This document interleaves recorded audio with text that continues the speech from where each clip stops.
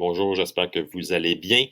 Ici Daniel Deschaines pour une deuxième capsule sur les astuces pour l'enseignement en ligne. Il semble que la première capsule ait été appréciée si je me fie au nombre de visionnements. Alors, je récidive cette semaine. En fait, je me suis basé sur vos questions la semaine dernière. J'ai tout mis ça dans une présentation que je vous fais ce matin. C'est un one take, alors c'est fait à la bonne franquette. Vous le comprendrez. Alors, on regarde ça ensemble. Je suis dans Google Présentation. Hein. C'est rien de scientifique. Et j'utilise toujours l'application Screencastify que j'ai débarré comme la plupart d'entre vous si vous avez utilisé le code CAST COVID. Ce matin, 5 nouvelles astuces. On va être très astucieux. Alors, Jamboard, un tableau dans l'univers Google. Nous allons travailler ou utiliser les alias dans Google Meet. Également, une application toute simple qui s'appelle PaintWeb qui vous permet de peindre le web, hein, comme son nom l'indique, gribouiller. Il y a aussi la problématique ou le problème du manque d'espace, l'ergonomie. Quand je fais une visio avec mes élèves, je veux voir mes élèves, j'ai pas assez de place. Alors, deux solutions, deux alternatives, deux solutions qui pourraient être employées dans votre cas. Alors, l'application Dual-less pour splitter l'écran et l'autre application, en fait, c'est pas une application, c'est un moniteur. Voilà. Donc, on y va, c'est parti.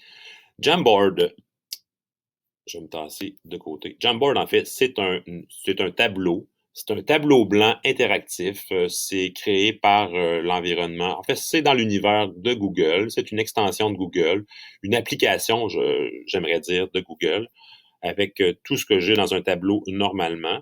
Bon, j'ai mon stylo. Puis là, je vais écrire bonjour en jaune.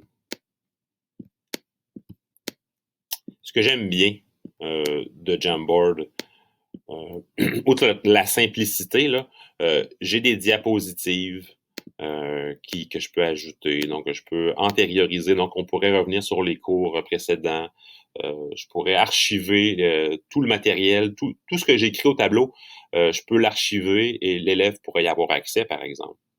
C'est quand même, ça c'est un plus. Donc, imaginez que vos élèves aient accès à toutes vos notes d'exposé à rebours. Donc, tout ça peut être partagé. On va aller dans les 3 petits points ici, on va télécharger un format PDF, on va partager une copie, on pourrait même partager un dessin, une image. C'est intéressant. Autrement, j'ai d'autres fonctionnalités. Entre autres, j'ai un petit pense-bête, je peux faire une espèce de mémo, là. Donc, c'est intéressant. C'est quelque chose de très, très basique. Ça ne réinventera pas la roue, mais je pense que ça pourrait le faire, comme on dit. Et on reste dans l'univers Google, Google Meet, Google Drive. Donc, tout ça est interconnecté. Alors, c'est une possibilité qui serait intéressante à envisager pendant que je perds la voix. L'application PaintWeb. Alors, admettons qu'on va sur le web. On va aller sur le site de l'univers social.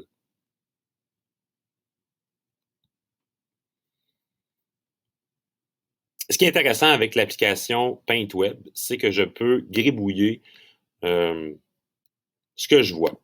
Et je peux même écrire, là. Donc,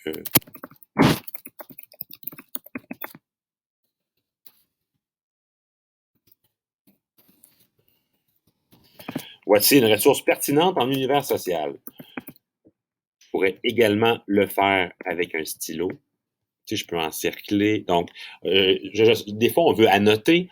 Imaginez qu'on soit en train de parler d'un dossier documentaire, il y a des images, des documents, un graphique.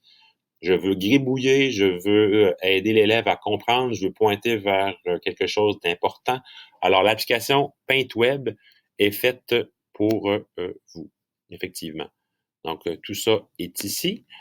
Donc, l'application, en fait, tout ce que vous allez mettre à l'écran va rester jusqu'à temps que la fenêtre soit... en fait, tout ça va rester là jusqu'à temps que vous fassiez sortie. Donc, vous voyez ce que j'ai fait. Tout ça va revenir, mais quand je fais sortie, j'ai effacé tout ce que j'avais ajouté. Donc, l'application PaintWeb. Allons maintenant dans Google Meet. L'astuce des alias. J'en ai parlé beaucoup aux enseignants qui sont venus me voir, qui sont venus jaser avec moi en visioconférence. Il est possible de vous connecter sur Google Meet via un attelage. J'en utilise plusieurs personnellement pour convoquer des gens lors de visio. L'alias, en fait, c'est un raccourci pour le code alphanumérique qui, normalement, est produit par Google Meet pour une invitation. Si je me connecte avec Visio avec Daniel correspond, en fait, je ne sais pas si je vais pouvoir le voir, là. Visio avec Daniel, c'est un raccourci pour ce code alphanumérique-là. Donc, plutôt que de partager ce code-là, je partage Visio avec Daniel.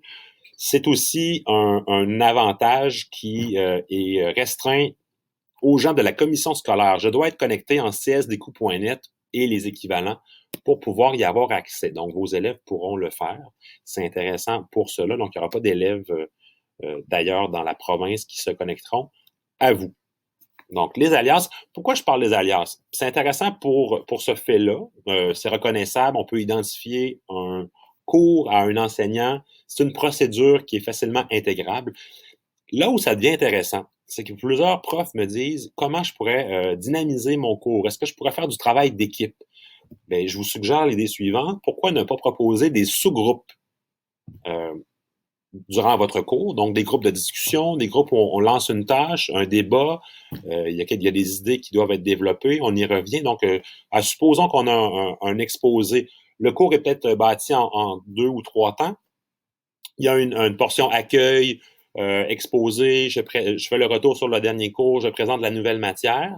Et ensuite, au préalable, j'ai préparé 3 sous-groupes avec des alias, sous-groupe 1, 2 et 3. J'ai également préparé il y a des personnes en charge de ces sous-groupes-là pour veiller à ce que ça se passe bien. Et moi, en tant qu'enseignant, ben, je vais voir ces salles-là, ces sous-groupes-là. Et quand le temps est terminé, tout le monde revient dans la salle principale, donc dans le visio avec Daniel, ou le nom que vous avez choisi, et on poursuit. Et on pourrait repartir ensuite en atelier. Donc, c'est une manière de procéder qui donnerait de l'espace à vos élèves pour discuter. Dans un contexte où il y a 25 personnes, 30 personnes dans une visio, c'est pas toujours facile de poser une question, c'est gênant. Beaucoup d'élèves, j'imagine, n'ouvrent pas leur caméra. Je pense que d'offrir un contexte plus petit, plus intime, ça va favoriser les échanges et ça va un petit peu enlever le côté magistral à la prise de possession quand je présente mon écran, j'impose mon rythme. Donc, l'élève peut poser une question, mais c'est quand même moi qui suis en contrôle de la présentation du cours. Alors, les sous-groupes, une alternative pour dynamiser votre enseignement. C'est une idée que je vous suggère qui serait très facilement applicable. Problématique de l'espace, de l'ergonomie, 2 solutions. Dualless, c'est un splitter, un diviseur d'écran. Dans les Mac, c'est facile, mais là, je parle entre autres pour les PC. Là, donc, je peux choisir le mode que je vais avoir. Donc, en splittant mon écran, ici, l'écran de gauche pourrait être l'écran que je vais projeter, tandis que l'écran de droite pourrait être mon écran où je vais voir mes élèves. Hein? Ça pourrait être cette chose-là qui se passe. Donc, effectivement, je ne présenterai pas l'intégralité, mais ce sera une fenêtre. Donc, je vais présenter une fenêtre et je vais présenter la fenêtre du récit qui est la fenêtre de gauche. Et dans ma fenêtre de droite, ben, j'aurai la mosaïque de mes élèves durant mon exposé. C'est une solution. La deuxième solution, ce serait d'avoir un moniteur. Alors là, je vais faire basculer ma fenêtre Google Meet dans mon moniteur qui est à ma gauche. Donc là, ici, j'ai gagné beaucoup d'espace. Donc là, ce qu'il suffit de faire, c'est de retrouver sa souris, de recliquer sur de redimensionner, pardon, l'écran. De l'autre côté, j'ai mon Google Meet qui va me servir en fait justement pour voir mes élèves. Donc, je vais voir la mosaïque, puis les gens qui sont là. Donc, voilà les possibilités qui s'offrent à nous en ce moment pour dynamiser votre enseignement. Donc, si je récapitule, on avait Jamboard, on avait PaintWeb pour barbouiller, pour gribouiller, les alias sur Google Meet pour dynamiser votre enseignement, segmenter, avoir de la collaboration, du travail en équipe. Concernant la problématique de l'espace, de l'ergonomie, l'application Dualless, l'extension Chrome Dualless et le moniteur. Si vous avez ça à la maison, c'est quand même quelque chose qui est à considérer pour le reste de l'année. Alors, j'espère que ces astuces vous ont plu et je vous incite à venir me jaser si vous voulez qu'on en parle cette semaine. Je suis toujours disponible. J'aurai des plages horaires qui seront publicisées. Alors, à tous et à toutes, une très bonne semaine et je vous dis à la prochaine.